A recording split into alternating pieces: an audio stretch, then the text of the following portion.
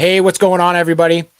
So with the emergence of the ability to update custom values inside workflows, um, I'm trying to figure out, hey, what can we do with this? And a really unique idea came up to me through actually a conversation that I just had with somebody else.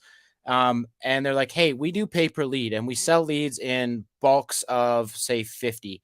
Um, how can we track that? How can we determine how many leads are remaining and so on and so forth? So I went in and I figured this out, and I want to show you guys exactly how you can build it as well. So if you are selling bulk amounts of leads, you can track how many leads are remaining. And when that lead value hits zero, send a notification to your client that, hey, they need to top up their account to get more leads. And so obviously there's another conversation about, hey, when they do pay, they do top up, then what? But for this example today, I'm going to show you how to track total leads remaining when new leads come into the system. So let's get started. Okay, so there's two fields that you need to create to start this. First of all, you need to create a lead counter field in your custom values. So make sure that that's in custom values. And in this case, I just added a value of 50. So this means that they have a total of 50 leads for any given amount of time, however you guys want to sell this.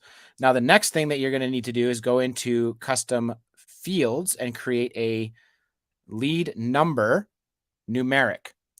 So make sure that this is a numeric field. You have to use a numeric field in order to do math functions. So stick with me here. So those are the two fields that you need to create. Now we got to get a little bit creative inside the workflow, but lucky for you guys, I've already done it. So you guys can just follow along and build this yourselves and get creative on how else you can build this. So first of all, we've got let's just say you're using Facebook lead forms, right? So we've got Facebook lead forms. The very first step is that you need to assign the current lead count value to that custom field for that lead. So we're going to take the lead number numeric, which is the custom field, and we are going to add I got to change this one. So let's go here. We're going to add a custom value for lead counter.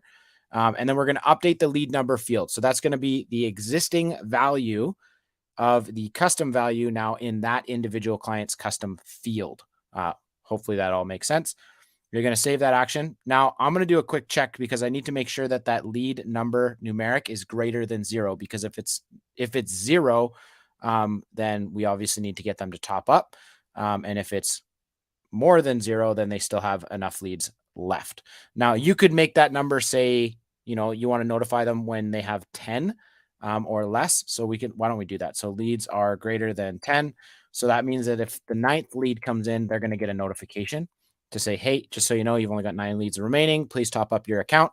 And then they can go in and top up their account. Now, if they do have enough remaining, we're going to go into here and we're going to take that lead number numeric. We're going to subtract 1 from that. So that's now the new value for lead number numeric. So we should have 50 minus 1 equals 49. And then here's where that fancy custom value updater comes into play. So you're going to take the custom value, lead counter. The existing value is 50. The new value is going to be contact, custom fields.